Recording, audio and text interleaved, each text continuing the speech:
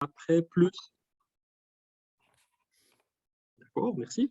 3 communications avant, une pause, 3 communications ensuite, et puis une discussion qui sera orchestrée par Nicolas et Alexandre. Un symposium dans lequel on a eu envie de s'arrêter sur la notion du jeu dans le numérique. On parle beaucoup de gamification, on parle beaucoup de côté ludique de la formation, de l'utilisation des technologies à cette fin-là. Et puis, on se pose une série de questions. Alors, dans le texte de l'appel, vous les retrouvez, hein, en quoi l'approche par le jeu sérieux redéfinit, reconfigure les espaces d'apprentissage de formation, quels sont les bénéfices, les plus-values des technologies dans ces dispositifs, s'il y en a, quelles sont les compétences nouvelles développées par ce biais dans les enseignements, ou encore comment catégoriser les différents jeux et le rôle du numérique par rapport aux différents acteurs, auteurs, majeurs, pédagogues, psychologues, philosophes, etc. Pour essayer de répondre à ces différentes questions, nous avons entrepris plusieurs choses. Donc, la première, Nicolas et Alexandre, qui seront donc nos discutants, ont élaboré une carte, un plan du métro des jeux. Vous l'avez dans le fil de discussion et vous pouvez aller le parcourir. C'est une carte qui reprend toute une série de pédagogues, psychologues et qui essayent de se dire finalement, quand on joue dans les jeux sérieux, à quoi est-ce que l'on joue? Enfin, de quoi parle-t-on réellement dans ces différents jeux? Et puis, la consigne qui a été donnée à demi-mot aux participants de ce symposium, c'est de présenter leur dispositif tout en nous disant en quoi leur jeu, éventuellement, hein, s'ils arrivent à rattacher leur jeu à l'une ou l'autre des différentes stations de ce plan de métro, ou bien s'il fallait rajouter une station de métro, voire rajouter une ligne de métro pour pouvoir faire un lien entre le dispositif qu'ils nous présentent et la carte que vous avez sous les yeux si vous avez suivi le lien. Le deuxième lien que je vous ai mis dans la communication, qui fait aussi partie de ce tout que nous travaillons ensemble en ce moment, c'est un appel à texte. Donc, on va faire un numéro thématique spécifique sur la revue IPTIC, donc la revue de Optique Éducation. Et puis, cet appel à texte court jusqu'au 10 janvier. Donc, si vous avez des dispositifs de jeu que vous aimeriez présenter, partager avec les lecteurs, on vous en a parlé hier soir à l'Assemblée, hein, il y a 2 formats de texte, des textes plutôt longs, 7500 mots, c'est l'équivalent de 15-16 pages, ou des textes plutôt courts, maximum 2000-2500 mots, c'est plutôt des textes de 4-5 pages. Donc, il y en a pour tous les goûts, c'est une belle manière de partager, si jamais, vos expériences et de les mettre en discussion sur cette carte du métro. Voilà, je m'arrête ici pour cette introduction. Jennifer, qui va être la première à parler. Est-ce que tu as testé le partage d'écran pour voir si tu l'avais à disposition? Oui, je l'ai testé ce matin et ça fonctionnait, ouais. Très bien, merci. Alors, on a donc 3 communications dans cette première partie du symposium. Si vous le voulez bien, les collègues intervenants, je vous laisse en 2-3 mots vous présenter au début de la communication. Et puis, voilà, je reviendrai vers toi. Quand mon écran devient rouge, Jennifer, c'est qu'il te reste 5 minutes pour parler, mais bien sûr que je ne vais pas te voler les 4 minutes que j'ai pris sur ton temps maintenant, bien évidemment. Alors, Jennifer, je te laisse la parole. Alors, bonjour à tous. Moi, ce que je vais faire, c'est que je vais vous présenter mon escape game numérique. Donc, je vais partager mon écran. L'idée, c'est que je vais l'ouvrir directement pour qu'on puisse cheminer ensemble à l'intérieur de cet escape game et que je puisse expliquer justement ce que j'ai pu mettre en lumière par rapport à cette dimension du jeu dans le cadre de mon cours qui se passe à l'ESED CFPSO, hein, donc l'école d'éducateurs de l'enfance à Genève, qui va former les futurs éducateurs de l'enfance dans le cadre d'ateliers. Alors, je vais partager mon écran. Hop. OK. Est-ce que tout le monde voit mon écran? C'est tout bon? Non? Non, on ne voit pas ton écran, on te voit toi. Ah, ça, c'est embêtant. Alors, attends, je retourne sur Zoom.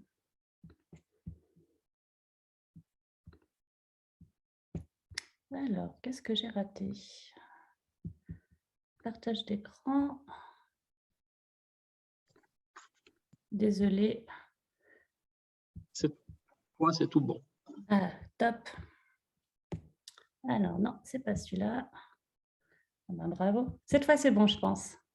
Si tu veux qu'on voie un chat, on voit un chat noir. Alors, c'est tout bon. C'est ça qu'il faut voir. Alors, cet escape game numérique, je l'ai créé afin de finaliser une session d'atelier sur les consignes. Donc, en fait, les étudiants commencent par avoir des ateliers où ils vont découvrir comment utiliser des consignes dans le cadre d'activités. Et j'ai voulu finaliser tous ces ateliers par une dimension plus ludique pour leur permettre justement, selon la taxonomie de Bloom, j'ai vraiment voulu amener une certaine complexification, donc avec différents jeux qui leur permettent d'aller de la connaissance à l'évaluation. Donc, je vais directement... En fait, l'avantage de cet escape game, c'est que ça me permettait vraiment d'amener une grande diversification au niveau des supports didactiques, du fait que le fait que ça soit numérique, ça me permet d'utiliser différentes plateformes. Typiquement, Genially pour l'escape game, avec des liens avec Learning Apps, qui permet d'amener, je les ouvrirai plus tard, hein, mais des mots croisés, des mots fléchés, de devoir faire des tris entre les différentes consignes. Avec Lucky.fr qui me permet d'ouvrir des cadenas pour avoir cette ambiance typique des escape games, donc vraiment de susciter la motivation, puis une certaine une stimulation dans le fait de trouver les solutions, avec aussi YouTube pour pouvoir aller sur des vidéos et les analyser, et puis finir avec des mind mapping. Donc, il y a vraiment une dimension assez systémique pour qu'ils puissent visiter ces notions, mais aussi être dans un partage parce qu'ils vont travailler en groupe de 3 à 4. Donc, hop, je vais commencer. Oh, j'ai triché, attendez. Donc, on va d'abord aller vers la page 1. Hein. Donc, il y a une notion de narration. Ah, pardon. Hop. Donc, on voit qu'ici, vous avez un chat noir. Hein, et ce chat noir va être celui qui va prendre cette dimension narrative pour guider les étudiants à travers l'escape game. Donc, je vais passer cette page pour ouvrir plutôt les autres jeux. Donc, on voit que page après page, les étudiants ils vont être amenés à ouvrir différents jeux avec une certaine ambiance. Donc, cette ambiance a aussi tout l'objectif de créer de la motivation en se déplaçant. Par exemple, ce n'est pas moi qui t'ouvrira. Et d'ouvrir des jeux. Donc là, je vais avancer. Hop là, je vais tricher aussi parce que je ne vais pas ouvrir ce jeu-là. Voilà. Je vais directement passer à cette page pour pouvoir vous expliquer vraiment le concept. Donc, on voit le chat noir est toujours là.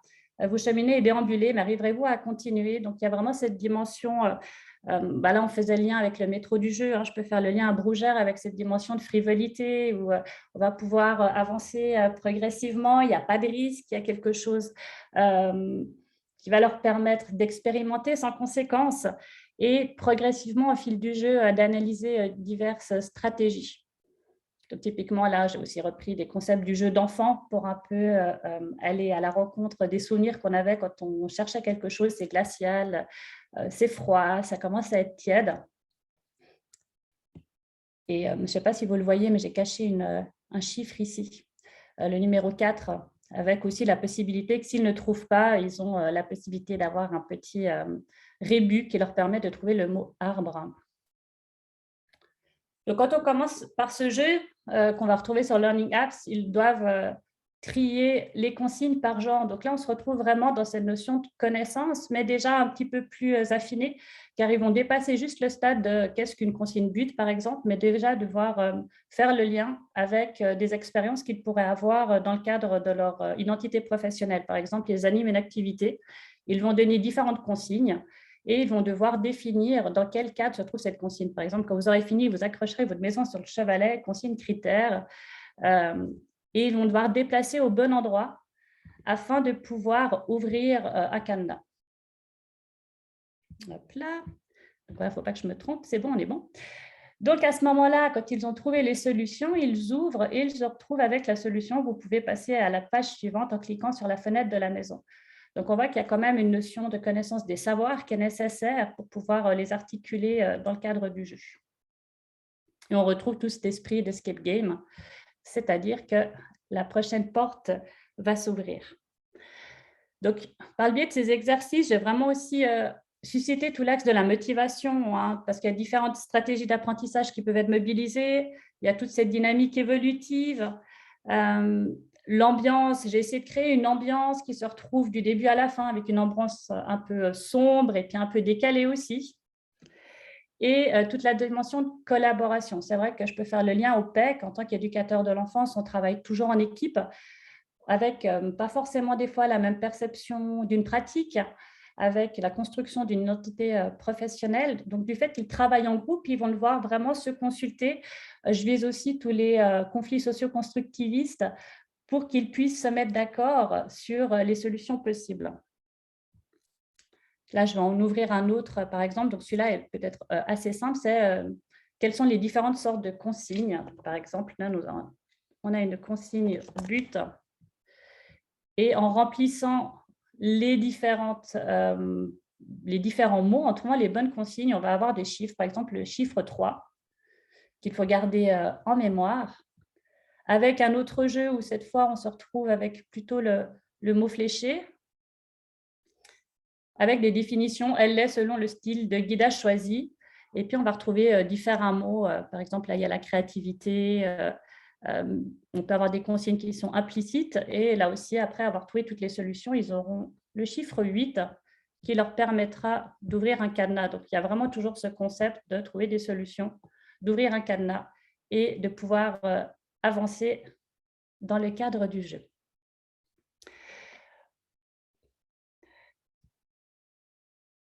Si je reviens sur la taxonomie de Bloom, là, je vais gentiment quitter tout ce qui est du champ de la connaissance pour plutôt partir dans le lien à l'application, à l'analyse, avec les situations emblématiques. Je me rappelle que dans le cours sur l'évaluation, du fait que c'est une évaluation qui est formative, il y a cette dimension de pouvoir justement construire ensemble et s'appuyer sur des situations emblématiques et surtout aussi des situations qui peuvent être plus problématiques. Donc, l'idée, c'est de trouver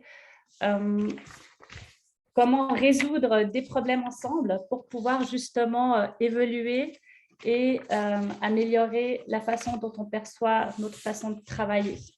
Il y a aussi toute cette notion d'identité professionnelle. Ils sont en deuxième année, ces étudiants, ils commencent vraiment à pouvoir amener une analyse de qui ils sont.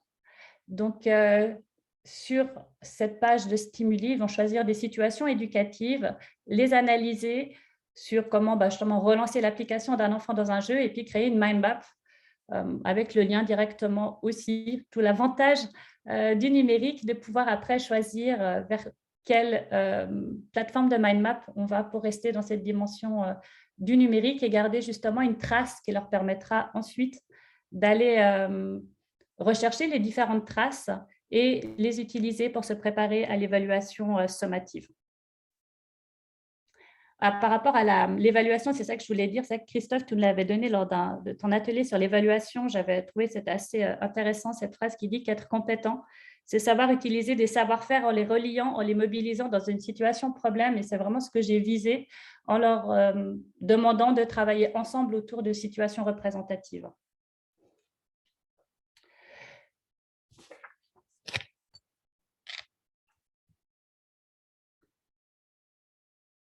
Ok, je vais continuer d'avancer. Donc là, il y a un nouvel exercice. Je ne vais pas l'ouvrir parce que c'est un peu dans la même idée. Je connais déjà où est la sortie. On y est. Par rapport à toute cette dimension aussi de la ludification, j'ai voulu typiquement recréer dans cette page avec le biais des GIFs quelque chose d'assez stimulant qui permet un peu de relancer parce que là, il y a déjà environ 20 minutes de travail, donc quelque chose qui va stimuler au niveau des différents sens avec les notions d'interdit et puis un autre exercice lié aux notions qu'ils doivent développer.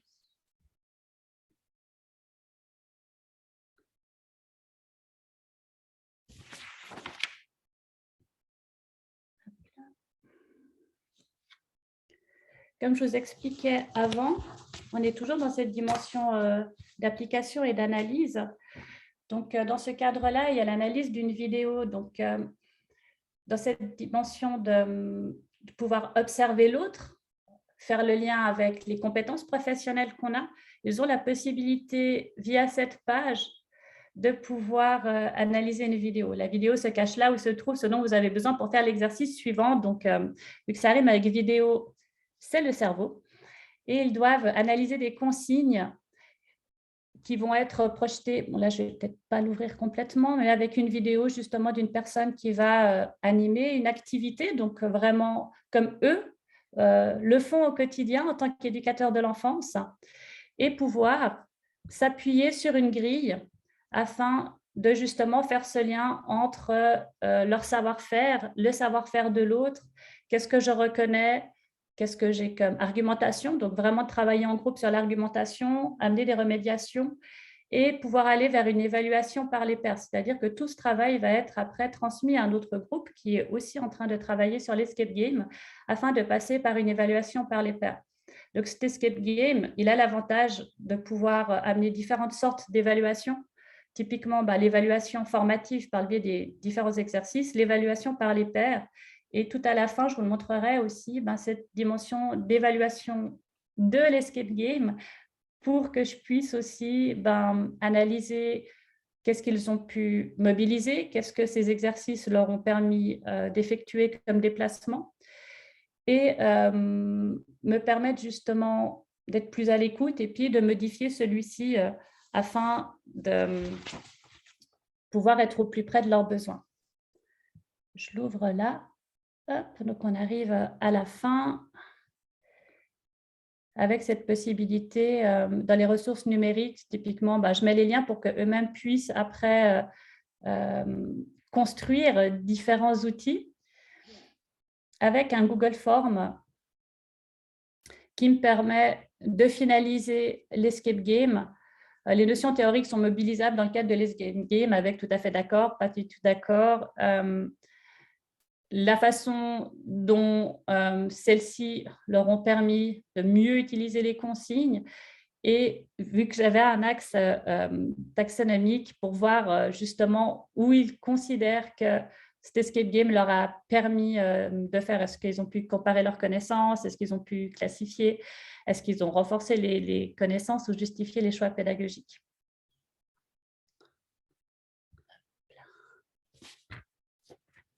C'est bien ce qu'il me reste de temps, Christophe? J'ai mis mon fond jaune pour te dire qu'il te reste 5 minutes. OK. Donc, par rapport au lien que j'ai pu faire aussi, il y a toute la posture de l'enseignant. C'est vrai que par rapport à cet escape game, je souhaitais justement aussi pouvoir, en tant qu'enseignante, être plus en retrait, selon Oussaï, d'avoir cette posture de mort pour que les étudiants puissent être confrontés à leur savoir. Donc, au final, j'ai délégué ce lien au savoir à la plateforme numérique, avec la possibilité pour moi d'intervenir et d'être vraiment dans l'étayage. Donc, en m'appuyant sur Brunner, cette dimension d'étayer juste au bon moment pour qu'ils puissent par eux-mêmes trouver ces solutions et avoir cette estime de soi qui grandit. Et tout ce qui est en lien avec Vygotsky aussi, avec une recherche de ce que j'allais proposer pour être sûre que celle-ci correspond vraiment par rapport à là où ils en sont, tout en amenant une dimension de complexification où à la fin, ils doivent quand même trouver des solutions et se mettre d'accord sur « OK, on est 4, il va falloir qu'on trouve des solutions ensemble et qu'est-ce qu'on va justement proposer pour que cela puisse fonctionner ». Je vais arrêter le partage et revenir vers vous. Là, vous me voyez? OK, top. Le dernier lien que je peux faire aussi par rapport au métro du jeu, c'est tout ce qui est en lien avec Grooze, avec cette dimension de curiosité. Je me suis rendu compte par rapport aux étudiants de l'avoir testé l'année passée, je l'ai pas mal amélioré parce que l'année passée, ils étaient quand même un peu perdus et ils mettaient beaucoup d'énergie à se déplacer dans l'escape game. Et je me suis rendu compte qu'il y avait un gap qui ne fonctionnait pas. Donc, j'ai vraiment investi la narration du chat pour que les consignes soient très précises afin qu'ils puissent vraiment mettre l'énergie dans cette dimension-là. Il y a aussi un peu une dimension de compétition dans le sens qu'ils vont tous jouer ensemble et de devoir réussir à avancer dans le cadre du jeu avant les autres. voilà, je crois que j'ai fait un peu le tour. Je vous remercie de m'avoir écouté. Eh bien, merci Jennifer pour cette présentation fort intéressante. Et alors, on a pas mal de personnes en ligne, hein, on a 32 participants dans la session et j'ouvre la discussion pour le partage, questions à Jennifer ou